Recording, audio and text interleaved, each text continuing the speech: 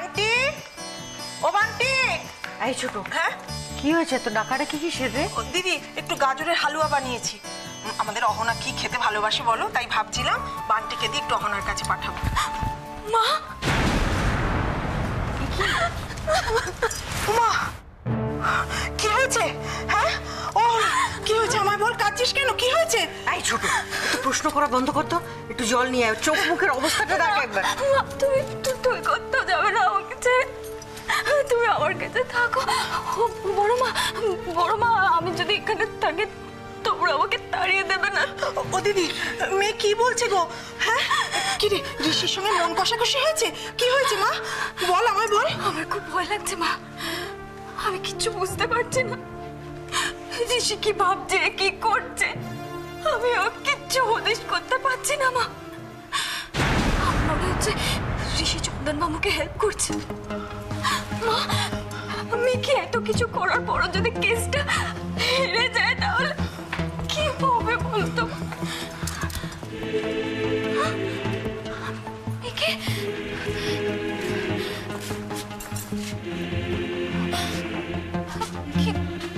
কিরে মিকি, বৌদি কি কি হয়েছে? তোমাদের মুখগুলো এত গম্ভীর কেন? মিকি, তাহলে কি কেসটা তোরা?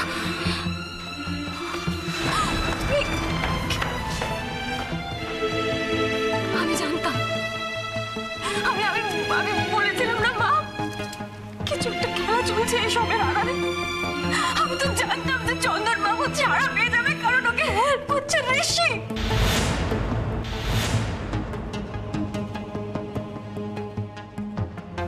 অহনা, অহনা দেখো, চন্দনবাবুর সাথে আমাদের এতদিনের সম্পর্ক, এখন ওনার সাথে যা হলো তারপর আমাদের আমাদের মন খারাপ হওয়াটা কি স্বাভাবিক নয়? তার মানে ভাই শাস্তি পেয়েছে।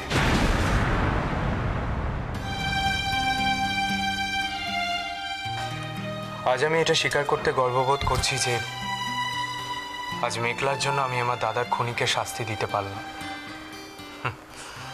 আমার বৌদি, আয়ুষী, এদের মনে এতদিন ধরে যে কষ্টটা পুষে রেখেছিল সেটা বোধহয় আজ একটু হলেও হালকা হয়েছে। মা, আপনার খুব কষ্ট হচ্ছে তাই না? আমি জানি মা, মামু যাই করুক না কেন, মামু তো আপনার ভাই, আপনার তাই খুব কষ্ট হচ্ছে না মা? না আয়ুষ, তুমি বিশ্বাস করো, আমার কোনো কষ্ট হচ্ছে না। আমি মনে প্রাণে চাইছিলাম আমার ভাইয়ের যাতে শাস্তিটা হোক, কারণ অন্যায় করলে তার ফল ভোগ করতেই হবে। এভাবে যদি নাও হতো, ও অন্য কোনোভাবে শাস্তি পেত। এভাবে অন্তত নিজেকে যাচাই করবার একটা সুযোগ তো পেল। আর তার জন্য আমি আমি মেঘলার কাছে কৃতজ্ঞ। দিভাই, দিভাই, জেঠু, জেঠু বল, বল দিভাই, আমরা পেরেছি, আমরা একটু হলেও জেঠুর কষ্ট কমাতে পেরেছি দিভাই, আমরা সত্যিটাকে সামনে আনতে পেরেছি, আমরা পেরেছি দিভাই, আমরা পেরেছি। অহনা, আমি বলছিলাম যে এবার ফিরবে নিশ্চয়। কোথায়? বাড়িতে। ঋষি, আমি সেই সংসারে ফিরতে পারি যেখানে অভাব আছে কিন্তু অশান্তি নেই। ঋষি, আমি সেই প্রাসাদে ফিরতে পারি না যেখানে অনেক অনেক অনেক অর্থ আছে কিন্তু শান্তি নেই।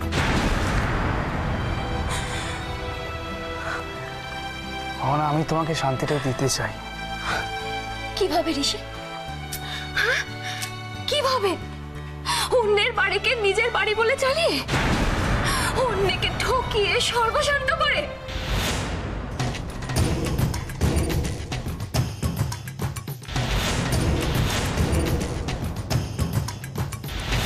আমি চন্দন রায়চৌধুরীর মতো জীবন চাই না ঋষি। জীবনের শেষ বয়সে গিয়ে সবার অভিশাপ কুড়িয়ে তিল তিল করে মরতে চাই না আমি। অহনা,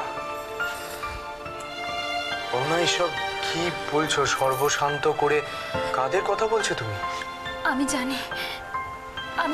জানি যে আপনাদের সম্পত্তি, ব্যবসা, বাড়ি সবকিছু ঋষি কেড়ে নিয়েছে। তুমি ভুল জানো। বাবা, হ্যাঁ মেঘলা, ঋষি কিচ্ছু কেড়ে নেয়নি, বরং চন্দনের হাত থেকে রক্ষা করার জন্য ঋষি এই প্ল্যানটা করেছিল। কি বলছো তুমি? কি বলছো? আমি ঠিক বলছি মেঘলা, আমি ঠিক বলছি মেঘলা। আর এই প্ল্যানে আমিও সমানভাবে জড়িয়েছিলাম।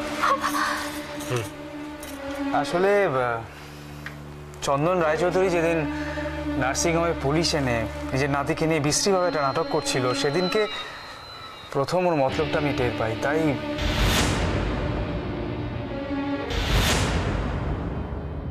আর সেদিনকে ঋষি আমাকে কথা দিয়েছিল, আমাদের বাড়ি, সম্পত্তি, নার্সিংহোম, এই সমস্ত কিছু চন্দনের হাত থেকে রক্ষা করে একদিন আমার হাতে ফিরিয়ে দেবে। না, আসলে থ্যাংক ইউ।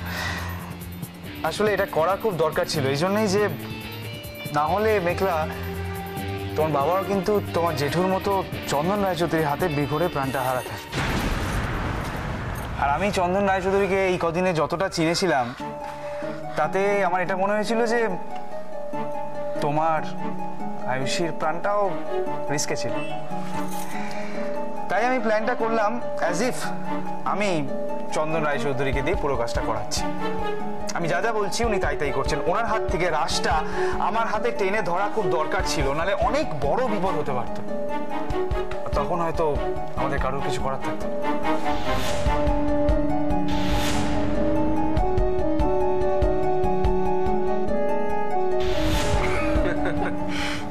পাগলি মেয়ে কোথাকার।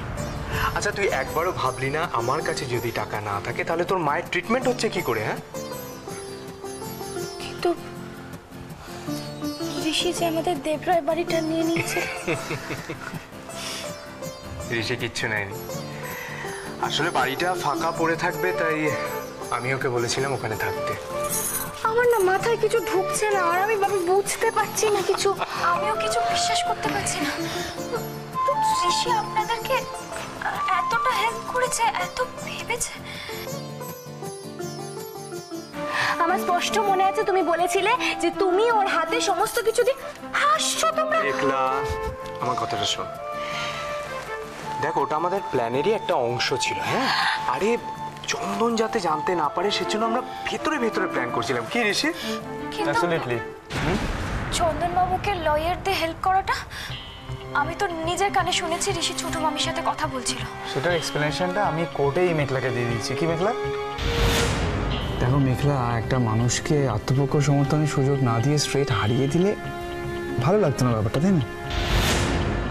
লোকটা আফটার অল আমার জন্য এতগুলো কাজ করেছে, ওর জন্য এইটুকু ফেভার তো করাই যায়। কি ছি ছি, আমি সবকিছু না জেনে শুনে তোমাকে এত বড় ভুল বুঝলাম। It's okay. দেখো, আজকে সবাই সামনে আছে, তাদের সামনে সবকিছু ক্লিয়ার হয়ে গেল, সেটা ভালো হলো। দেখো, মা, বড় মা, বাড়ি প্রত্যেকে কতটা রিল্যাক্সড। সত্যি সত্যি ঋষি, এখন আমি সত্যি রিল্যাক্সড। আমার এটা ভেবে খুব আনন্দ হচ্ছে, খুব ভালো লাগছে যে অহনাকে, আমার বেস্ট ফ্রেন্ডকে আমি আমার আরেকজন ভালো বন্ধুর হাতে তুলে দিতে পেরেছি।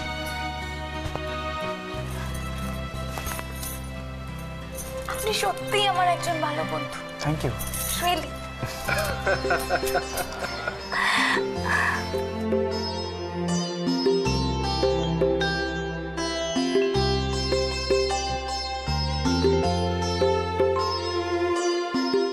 শুধু ধন্যবাদ জানালে হবে না, বুঝেছো? শুধু ধন্যবাদ জানালে হয় না। হ্যাঁ, ওইটুকুতে হয় না। পেরেছে তো, পেরেছে তো। হ্যাঁ, বলেছিল শাস্তি দেবো, শাস্তি দিয়ে ছেড়েছে মেঘলা। হ্যাঁ, তবে কলিযুগে নাকি বিচার পাওয়া যায় না, এই কথাটা ভুল প্রমাণিত হলো তো। একদম। ঠিক ভুল জানি না বাবা, তবে আমি একটা জিনিস বিশ্বাস করি, সব কিছু একদিন না একদিন সামনে আসবেই। কোর্টে যখন আজকে চন্দন রায়চৌধুরী রায় শোনাচ্ছিল, সবার সামনে মাথা নিচু করে দাঁড়িয়েছিল, তখন আমার চোখের সামনে একটা জিনিসই ভাসছিল। নাকি নাকি সই করে মালিকানা দিয়েছেন, তিনি যদি মালিক না হন, তার কাছে যদি লিখিত পরিত কোনো মালিকানা না থাকে, তাহলে আপনি কি করে মালিক হলেন? আর আপনি কি করে বলছেন ওদেরকে বাইরে চলে যেতে? কত দম্ভ, কত অহংকার, কোথায় গেল, কোথায় গেল সেসব দম্ভ, কোথায় গেল? কত অহংকার তুমি বলো, ক্ষমতার অহংকার, টাকার অহংকার। আর ষড়যন্ত্র, ষড়যন্ত্রের কথা বলবে না? হ্যাঁ? এই মৈত্র বাড়ির প্রায় প্রত্যেকেরও ক্ষতি করেছে, ও তাদের সাথে বিরক্ত করে মেরেছে। সন্দীপ, তুমি বলো তাকে কম লাঞ্ছনা করেছে? বিনা দোষে ছেলেটাকে জেল অবধি খাটিয়েছে। তুমি সুজনটার কথাই বা বলছো না কেন? হ্যাঁ, এখনো বেচারা একটা পায়ে জোর পায় না। ঠিক বলেছো বাবা, কত রাগ, অপমান, ক্ষোভ আর সবকিছু মূল্য পেলাম। শুন শুন শুন শুন, ভুলে যাচ্ছি, অপুকে ফোন করতে হবে। সেই দূর দেশে বসে মেয়েটা অপেক্ষা করে আছে, কখন ফোন আসবে, কখন জানতে পারবে যে সৈকতের খুনি শাস্তি পেয়েছে। মেঘলা খবরটা দিয়েছে মা, কোর্টের বাইরে বড়দি ফোন করে বড়দিকে খবরটা দিয়েছে মেঘলা। তারপরে আয়ুষীকে দিয়েছিল কথা বলার জন্য। সে মা মেয়ের কি কান্না, মুখে কোনো কথা নেই, অথচ দুজনের চোখের জল বলে দিচ্ছে না বলা কত কথা। না না, আমিও বুঝলে, হ্যাঁ আমিও অপুকে একটা ফোন করতে চাই। আমি অপুকে একটা ফোন করবো, ওই দূর বিদেশে বসে এই খবরটা পেলে ওরও খুব আনন্দ হবে। আরে কি বলো গো তোমরা, কি বলো যে পুরনো দিনের কথা নাকি মনকে ভারাক্রান্ত করে তোলে? কই না, আমি তো ওই পুরনো দিনের মধ্যে বেঁচে থাকি গো, ওর মধ্যেই বেঁচে থাকি। আমাদের তিনটে মেয়ে বলো, হ্যাঁ আমাদের একেবারে একেবারে গর্ব। হ্যাঁ, তিনটে মেয়ে, কত কষ্ট, কত দীনতা, কত অভাব, তার মধ্যে আমাদের পাশে থেকে আমাদের সাহস দিয়েছে, ভরসা জুগিয়েছে। জামাইগুলো, হ্যাঁ তাদের কত সমস্যা একটু ছিল, সব এসে আমাদের বলবে, আমাদের সঙ্গে এবারে ভাগ করে না। হ্যাঁ গো, তুমি বলো না, আমাদের সৈকত, আমার সন্দীপের চেয়ে কিছু কম ছিল আমাদের কাছে? না না না না, আমাদের তিনটে মেয়ে যেমন আমাদের পাশে দাঁড়াতো, ওই তিনটে জামাইও আমরা কোনো বিপদে পড়লে, মৈত্র বাড়ি কোনো সমস্যা হলে নিজেদের মধ্যে কিভাবে আলোচনা করতো আর বলতো কেমন কেমন বড় গলা করে বলতো, এই তো মৈত্র বাড়ির শিক্ষা যে অগ্নি পরীক্ষায় জিততে হবে, সব অগ্নি পরীক্ষায় জিততে হবে। সে কথাই তো সত্যি হলো বাবা, অপরাধী ঠিক শাস্তি পেল, আমরা তো হারিনি। আজকে অগ্নি পরীক্ষায় জয় আমাদেরই হলো। না না সুজন, না, আমাদেরই নয়, সত্যের, বলো সত্যের জয় হলো। তোমাকে রে কে গো দোরগোড়ায়?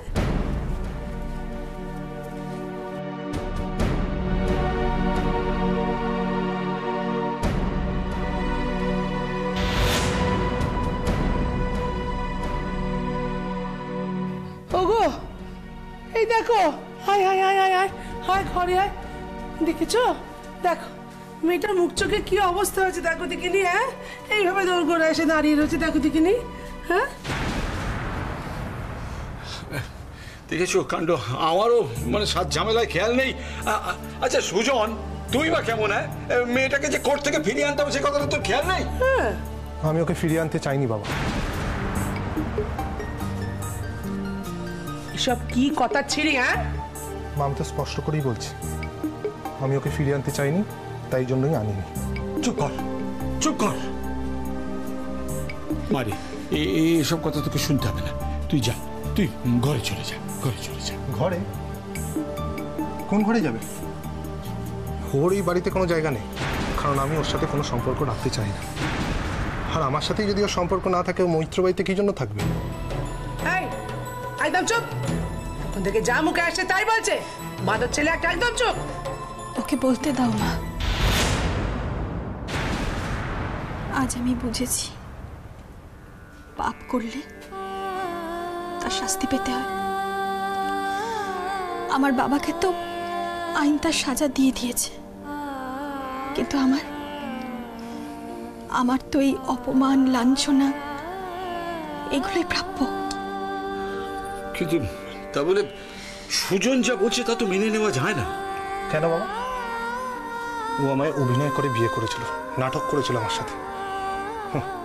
সেটা কম শাস্তি? প্রতিশোধ নেবে বলেই বাড়িতে এসেছিল। আমি তো সেইগুলো মেনে নিতে পারবো না।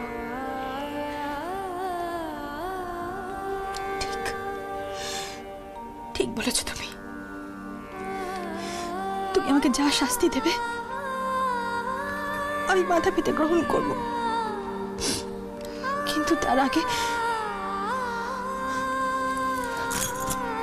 আমি তোমার কাছে, মায়ের কাছে, বাবার কাছে হাত জোড় করে ক্ষমা চাইছি। পারলে আমায় ক্ষমা করে দিও।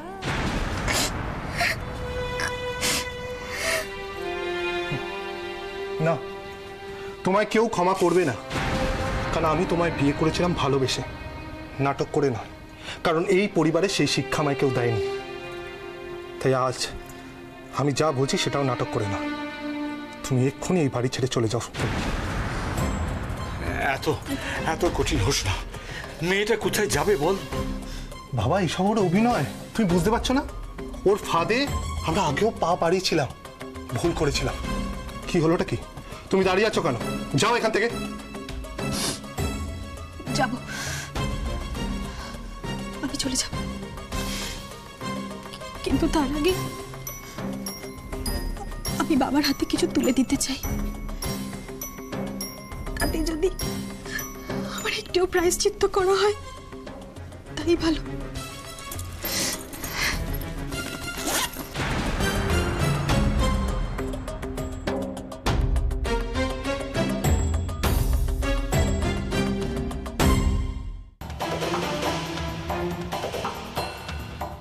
আমাদের দোকানের কাগজ। এখন এসব ফেরত দিয়ে ভালো মানুষ সাহায্য? সেদিন যদি আমার চোখে বাড়ির দলিলটা না পড়তো, তুমি আর তোমার বাবা এতক্ষণ এই বাড়িটাকে বিক্রি করে আমাদের পথে বসাতে। বাস বাস সুজন, আর একটাও কথা বলবি না। এই মেয়েটার খারাপটাই শুধু তোর চোখে পড়লো, তাই না? আরে চন্দনের মতো বাবার কথা ভেবেও তার জন্য সবকিছু ছেড়ে দিয়ে চলে এলো। এর জন্য যে ওকে ক্ষমা করা যায় এই কথা একবারও ভাবলি না? শোন না, আমার কথা শোন। আমার তো দুখানা বউ, ঠিক আছে? একটা বউয়ের মাথা ঠান্ডা আর একটা বউয়ের মাথা না হয় গরম। ও আমরা ঠিক চালিয়ে নেবো। ওই নে বাবা। মা প্লিজ, বৌদির সাথে ওর নাম জড়িয়ে বৌদিকে অপমান করো না। হ্যাঁ তো বেশ বেশ বেশ বেশ। তুই তার মানে তোর দাদা বৌদিকে এত মানিস, হ্যাঁ, এত সম্মান করিস। অসুজন অসুজন, ওরা ফেরা অব্দি অপেক্ষা কর। তার আগে তুই ওর মেয়েকে এরকম না মা, দাদা বৌদি ফেরার অবধি আমি অপেক্ষা করতে পারবো না। ওকে এক্ষুনি এই বাড়ি ছেড়ে চলে যেতে বলো। সুজন, তুই কিন্তু এবার আমাকে একটা কথা বলতে বাধ্য করছিস। তোর দাদা সন্দীপ কিন্তু এখনো আমার কথা শুনে চলে। কোনো গুরুত্বপূর্ণ সিদ্ধান্ত নেবার আগে ও আমার সঙ্গে পরামর্শ করে। আর তুই তুই তখন থেকে আমার কথার অবাধ্যতা করে চলেছিস। কিন্তু বাবা, আমি এখনো বেঁচে আছি সুজন। আরে মৈত্রবাড়ির কর্তা হয়ে আমি বলছি, উর্মি এ বাড়িতেই থাকবে।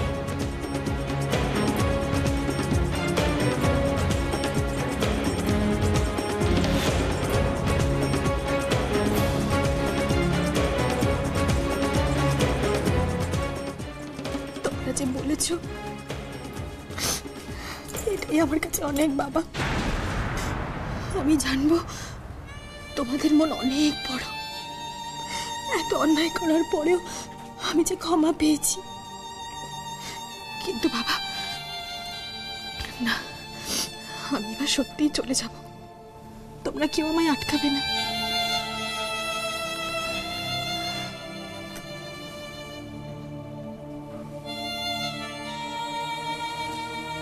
তুই ওকে ছেড়ে থাকতে পারবি?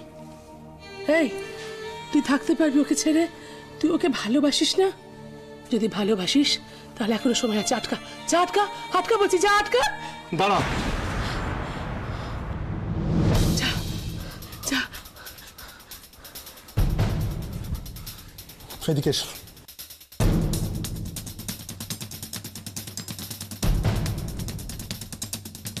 ছেলেকে ওষুধ খাওয়াতে হবে না, মনে আছে?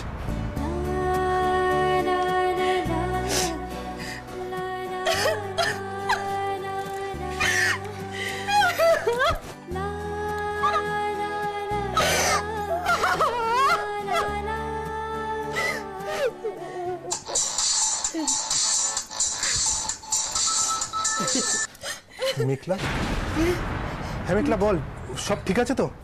এখনো হয়নি তো, তবে কাল হবে। দে না, হবে কি বলছিস তুই? দে না, বুঝতে পারছি না কি বলছিস। হ্যালো, কি হয়েছে আমায় বল, কি হয়েছে আবার? আনন্দ হয়েছে, আর যেহেতু আনন্দ হয়েছে তাই জন্য কালকে সেটা সেলিব্রেট করব। কালকে বাড়িতে পার্টি আছে, তোমরা সবাই আসবে কিন্তু। বলছো কাণ্ড, কাল বাড়িতে পার্টি হবে এমন ভাবে ফোন করেছিল আমি ভয় পেয়ে গেছি। পার্টি হবে বলে, কি আনন্দ পার্টি? দিমা, এখন সব ভয়ের দি এন্ড। শোনো, এই পার্টির খবরটা কিন্তু তুমি দাদু, মামু, মামি সবাইকে দিয়ে দেবে, বুঝেছো? আরে দেবো তো, এই তো সব এখানে আছে, বলছি কালকে ওদের বাড়িতে পার্টি। আরে কারণটা বলবি তো? সেটা তো এখন বলা যাবে না, ওটা কালকের জন্য তোলা থাক, সারপ্রাইজ। বুঝো, কারণ নাকি সারপ্রাইজ।